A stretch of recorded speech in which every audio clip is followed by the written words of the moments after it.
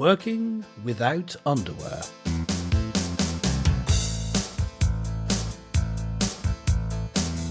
Hello and welcome to the Mark and Pete Show. Since COVID-19, the office environment has been impacted tremendously. Many big corporate companies have decided to actually allow their workers to go and work from home. For example, Microsoft has just recently announced that all of the managers can have the option to tell their workers to actually go home and work permanently in their normal domestic environment. But there are ramifications to this, whether it's Microsoft or many other organizations. It does mean that those home environments that are not normally set up are going to be a question.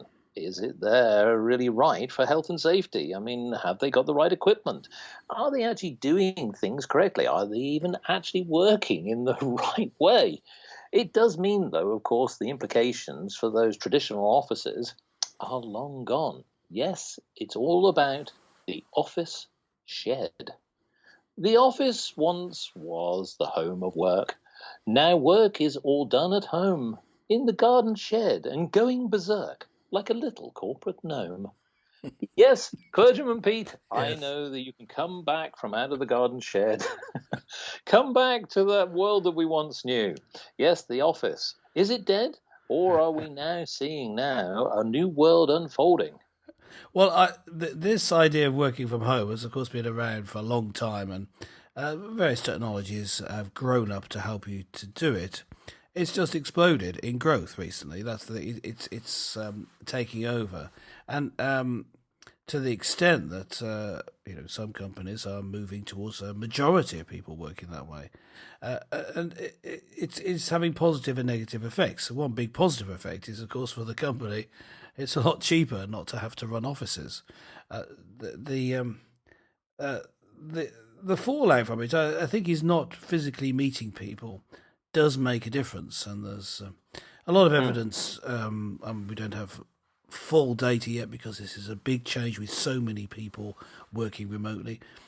But there is evidence to suggest that without face-to-face meeting, because you don't get those discussions in the corridor as you're moving from one place to another, where a lot of important decisions are made, you tend to just have the actually arranged formal meetings. More so, I mean, of course, you can occasionally phone each other up for a chat, but more so than before. So there are some things missing. The human contact is missing. The occasional contact is missing. In terms of some jobs that have relied upon physical contact, of course, they can't be done anymore. I think, for example, my job working as a vicar at church, there are certain things that I can't do remotely. Baptizing people, for example, Not easy. not easy. And so, yeah, there are certain jobs that are never going to be completely online. But even my job has switched to meetings of churches together meetings where representatives of each church got together. Were always difficult before because you had to find a venue and try and get people to find it, and now you just send the information, the code for your Zoom meeting. Other apps are available, ladies and gentlemen, for your video conferencing, but that's the one that we used earlier today. Now, it's made a big difference, and it's too early yet, I think, to gauge both the positives or the negatives, but it does seem that it's here to stay. Well, it does, and unfortunately, it also brings some strange habits, because for those people who were working in a traditional office, of course, there was certain protocols and laws that one had to adhere to. And I must say that people have got to some very odd practices. So, for example, the art of having a meeting via a particular video platform, as you highlighted, and there are many, as we have highlighted, many available. But of course, what we we don't see is that bigger picture. And that is, people sitting there nicely corporate dressed from the waist upwards, and yet most people are really sitting there actually in their underpants and stale socks. Yes. And I must admit, I don't know why you do that, of course, but You the can't fact see. is, you can't see. And of course, the fact that you've got utter chaos with children climbing all around your Yes, laptop, and absolutely, yes. you might be Yes. living in the garden shed, as I indicated, that you're consigned because perhaps maybe your kitchen table is not really sufficient That to accommodate yes, your growing family, yeah. and so people are struggling, but they're also getting into some bad habits. They're just sitting there doing odd things. Now, I did want to ask you here is, do you feel then that essentially that we haven't really adapted sufficiently? Many people, and here's the thing here. I'm just going to read out some statistics because I know you love them. So, as of April of this year, more than 46% of those employed were doing some sort of work from home. That was according to the Office of National Statistics, but that was comparable to the US, where 42% of the workforce was remote in May, according to the Stanford University economics. Now, of course, the key here is that what we're seeing is that this is growing and growing and growing. More and more organizations and analysts are saying that actually, of those organizations that did have some kind of leasehold agreement or a fixed-based office, probably up to around 40 to 50% of their employees will no longer go back into an office. Now, are we really equipped to do that? Can that mean that corporate companies can safeguard their laptops, their bring your own device? Are they really going to be safe from a cybercrime? Are they actually going to be safe in the health and safety? Are they sitting in the right seat? Are their underpants completely corporate standard? Yes. I mean, I must ask you, Clergyman Pete, we're in a world now where on the one hand we're having to adapt, but I'm not entirely sure that our home economics can really cope. Well, no, and I think it's not thought through. You see, in that some companies, I'm sure, will be providing laptops, and if it were a laptop they used at work, they can bring it home. But what about the internet connection? What about the proper lighting to be able to see? What about a good microphone? What about a workspace? What about a seat that you can sit on comfortably? What about? There's lots of different things that would be automatically supplied if you went to work. But are you really meant to supply them out of your own home? I mean, there are examples of that sort of thing done before. I'm thinking particularly of cars. Cars are used for work purposes and at home, and sometimes the company pays for it. You have your car that is used for that, but of course you can use it at home as well if that's the arrangement, or they just pay you more and they expect you to buy your own car. So it could be that you're expected to buy your own equipment, but you're paid more to cover that, and that's written into the contract. So that's another possibility. Actually, that's my preferred option. Yes. But they would have to set certain criteria to try and help you to work well. But they don't need to police it. I mean, if you go and ruin your back because you bought the wrong seat, that's up to you, isn't it?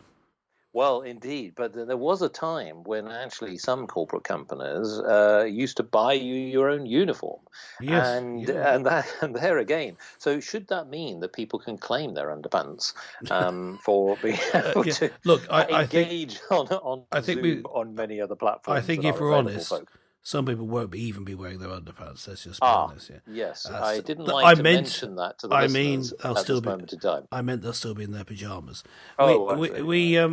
We keep it clean, folks. Look, the thing about working from home, another side of it is being able to keep on task without having other people around, without your boss being able to pop in, hopefully, correct, to see you.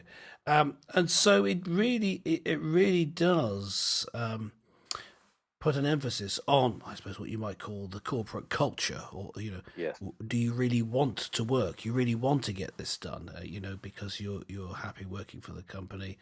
Maybe there are good, I don't know, bonuses or rewards of not necessarily of financial nature for you doing well and hitting deadlines.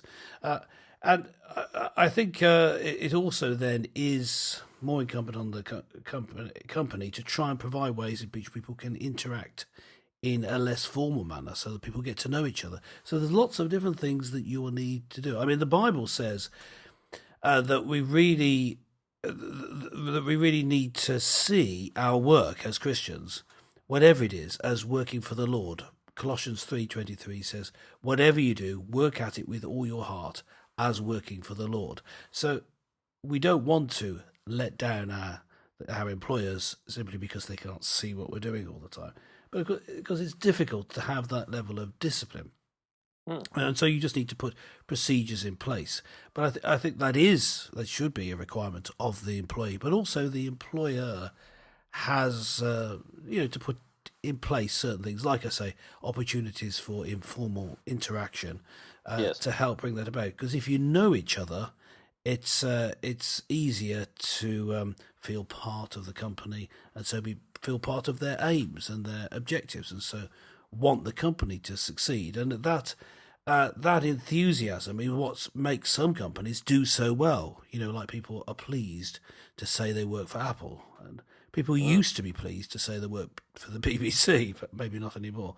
Some companies you're pleased to be working for them, so you want to achieve. So that is an aspect of working from home, but it's really just a magnification of an issue you had anyway. So although I see it as different working from home, I think it's something we'll be able to cope with, be able to adapt to, and it's going to save a lot of money. And for those big fans of the environment, it's going to cut down a lot of pollution.